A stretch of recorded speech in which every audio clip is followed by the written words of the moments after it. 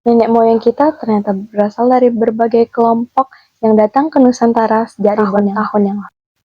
Dari budaya dan temuan sejarah itulah kita bisa tahu bagaimana mereka hidup dan bagaimana semuanya berkembang hingga menjadi Indonesia yang kita kenal sampai saat ini.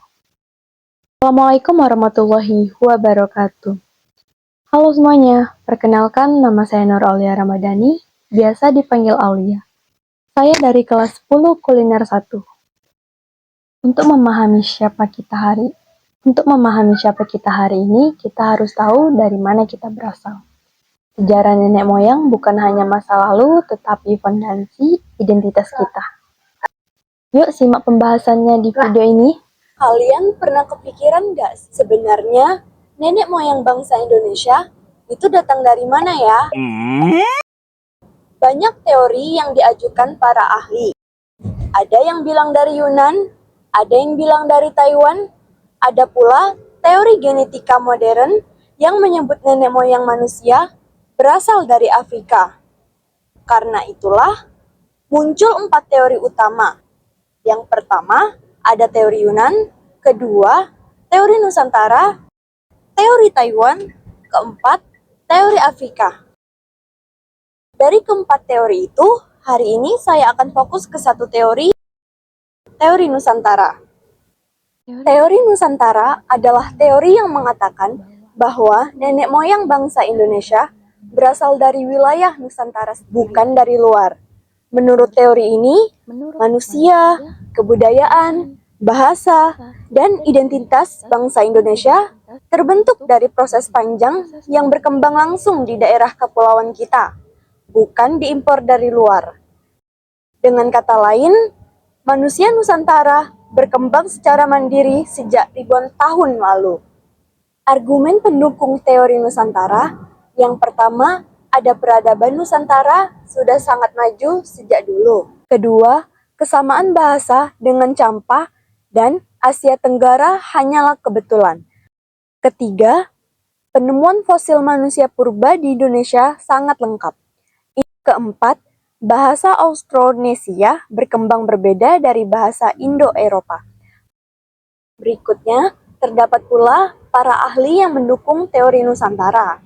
Yang pertama, Muhammad Yamin berpendapat bahwa nenek moyang bangsa Indonesia berasal dari Nusantara karena fosil manusia purba di Indonesia sangat lengkap dan beragam. Menurutnya, temuan seperti Homo erectus, Homo wajakensis, dan Homo soloensis menunjukkan bahwa manusia sudah lama tinggal di wilayah ini, bahkan sebelum migrasi dari luar masuk. Kedua,